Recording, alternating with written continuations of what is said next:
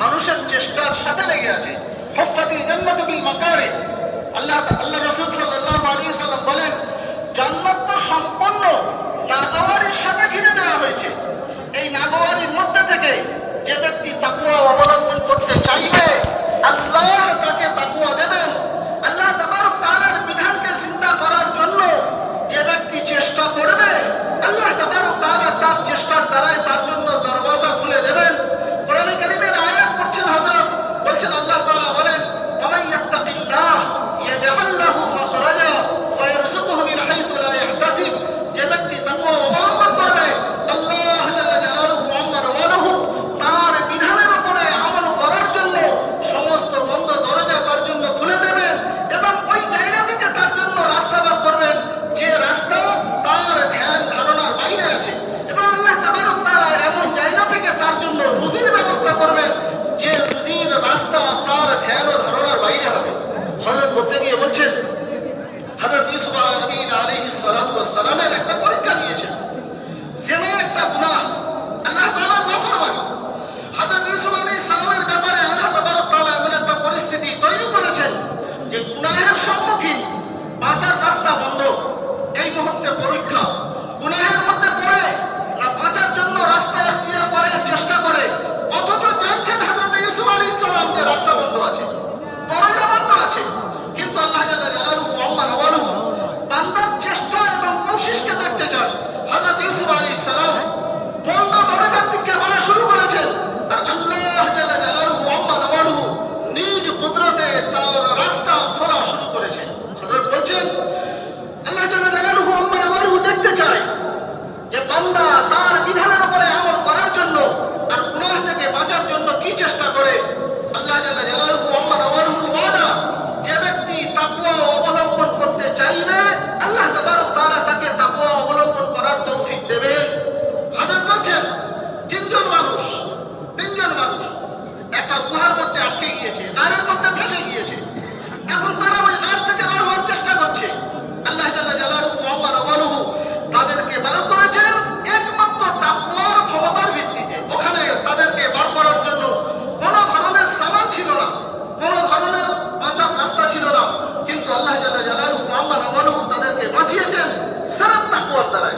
বলছে ওই তিনজনের মধ্যে একজন ব্যক্তি ছিল যে ব্যক্তি নিজের নোংরা ইরাদাতে, গুনাহের বাক্য পরিপূর্ণ ইরাদাতে নিজের চাস্ত বোনের উপরে মুসাল্লাত হয়ে গিয়েছিল। তাকে আল্লাহ তাবারক তাআলার ভয় দেখানো হয়েছে। সেই মেয়ে ছেলেটি বলল যে আমি পাক ও পবিত্র, আমি আল্লাহ তাবারক তাআলার কোনো সময় নাফরমানি করি, আর আমার দুর্বলতা তোমার সামনে আমাকে এনেছে, সুতরাং তুমি আল্লাহকে ভয় করো। সেই ব্যক্তির দিলে আল্লাহ তাবারক তাআলার খৌফ পয়দা হয়ে গিয়েছে, আর সেই ব্যক্তি এই গুনাহ থেকে বিরত এসে গিয়েছে। ওই মহিলাকে সেই ব্যক্তি যে পয়সা দিয়েছিল, সে পয়সাও ফিরিয়ে দেয়নি। এই গুহার মধ্যে আসার পরে উনি ধীরে ধীরে আল্লাহ তাআলার কাছে চাইলেন যে হে আল্লাহ, ওই দিনে আমি এইরকম একটা নোংরা কাজের মধ্যে লিপ্ত হয়ে গিয়েছিলাম, আর সেখান থেকে আমি বার হয়ে আসছি। হে আল্লাহ, আমি আপনার ভয়ের কারণে বার হয়ে আসছি। যদি এই আমলটা সিরফ আপনার জন্য হয়ে থাকে, হে আল্লাহ, আপনি আমাদেরকে এই মুসিবত থেকে বার করুন। আল্লাহ তাবারক তাআলা তার এই দোয়াকে কবুল করে গুহার মুখ থেকে ওই চটান এবং পাথরকে অল্প সরিয়ে দিয়েছেন। হযরত বলছেন যে এটা আল্লাহ তাবারক তাআলার পাক্কা ওয়াদা, যে আল্লাহ তাবারক তাআলা বান্দার চেষ্টাকে দেখতে চান, বান্দার কোশিশকে দেখতে চান। আল্লাহ তাবারক তাআলা এদিকে হুকুম দিয়েছেন আর এদিকে মানা করেছেন। যে সমস্ত কাজ থেকে মানা করেছেন তার জন্য আল্লাহ তাআলা আসানি পয়দা করবেন, আর যে সমস্ত কাজের আদেশ করেছেন তার জন্য আল্লাহ তাবারক তাআলা রুকাওয়াত পয়দা করবেন। রুকাওয়াত পয়দা করেছেন বান্দার চেষ্টাকে দেখার জন্য, ওদিকে গুনাহের জন্য আসানি পয়দা করেছেন বান্দার বাঁচার চেষ্টাকে দেখার জন্য। যখন কোনো বান্দা গুনাহ থেকে বাঁচার চেষ্টা করতে থাকবে, আর যখন কোনো বান্দা নেক কাজ করার চেষ্টা করতে থাকবে, আল্লাহ জাল্লা জালালুহু ওয়া রাওয়ালুহু তার প্রথম ওয়াদা পুরো করবেন। গুনাহ থেকে বাঁচার চেষ্টার দ্বারায় আল্লাহ তাবারক তাআলা তাকে গুনাহ থেকে বাঁচাবেন, নেকির চেষ্টার দ্বারায় আল্লাহ তাআলা তাকে নেকির তৌফিক দান করবেন। বলতে গিয়ে বলছেন, তাকওয়ার ওয়াদাকে বলতে গিয়ে বলছেন, কেমন ভাবে আল্লাহ তাআলা তার জন্য রুজির ব্যবস্থা করবেন, আর কেমন ভাবে আল্লাহ তাবারক তাআলা তাকে বাঁচার জায়গায় বাঁচাবেন এবং নেকির তৌফিক দেবেন। বলতে গিয়ে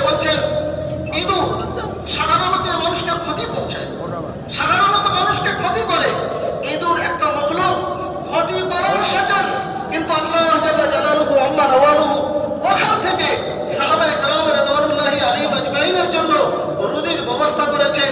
আর একের পরে এক দিনার আল্লাহ তাবারক তাআলা পৌঁছেছেন। মেরে মুহতারাম বুজুর্গ দোস্ত, সেই জন্য এটা আল্লাহ তাবারক তাআলার তরফ থেকে একটা পরীক্ষা সর্ব অবস্থার জন্য, যে গুনাহের জন্য আসানির রাস্তা আর নেকির জন্য মুশকিলের রাস্তা। এই মুশকিলের রাস্তা খোলার চেষ্টা কিভাবে বান্দা করে, আর নেকির রাস্তা থেকে গুনাহের রাস্তা থেকে বিরত থাকার চেষ্টা কিভাবে করে, এর বৌশিস বান্দার তরফ থেকে যে পরিমাণ হবে, আল্লাহ জাল্লা জালালুহু ওয়া তাআলার তরফ থেকে সেই পরিমাণ রাস্তা এর জন্য খোলা হবে। तीसरा वादा यह है तो हमें तक़वा इख्तियार कर लेता है, हम उसके काम में आसानी पैदा कर देते हैं। मैं बहुत अहम बात कर रहा हूँ। एक आसानी वो है जिसको मैं इख्तियार करूँ हराम रास्ता पकड़कर, उसमें आपको आसानी नजर आएगी।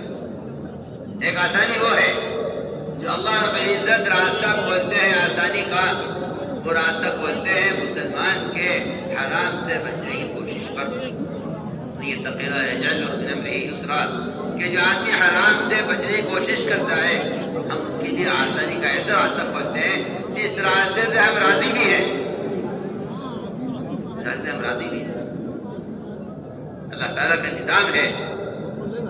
अल्लाह ताला ने सहाबा इकराम की कमाई के औकात कम कर दिए, इखराजात बढ़ा दिए,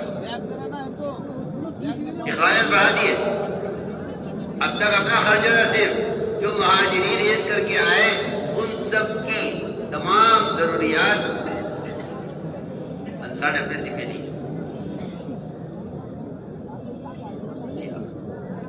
जिनके जहाँ इतनी तंगी थी अंसार में कि वो अपने खाने का इंतजाम नहीं कर सकते थे, उनके जिम्मे महाजिरीन को खिलाना उनके जिम्मे किया गया। ये बात नहीं थी कि जो मालदार किस्म के लोग हैं उन पर तकाज़ा डाले जाए, बल्कि फुकराए सहाबा पर आने वाले मुहाजिरीन के क़याम तान की जिम्मेदारी डाली गई। फुकराए जो खुद ही फकीर थे। मैंने अर्ज किया कि अल्लाह ताला ने आसानियाँ पैदा की हैं कि अल्लाह ताला उनको ऐसी जगह से रिज़्क़ देते थे कि उसकी सहूलतें नहीं देते थे। सबसे बुनियादी बात यह थी कि वो रिज़्क़ के कमाने में हराम रास्तों से बचते थे। तो अल्लाह ताला ने उनके लिए आसानी पैदा की।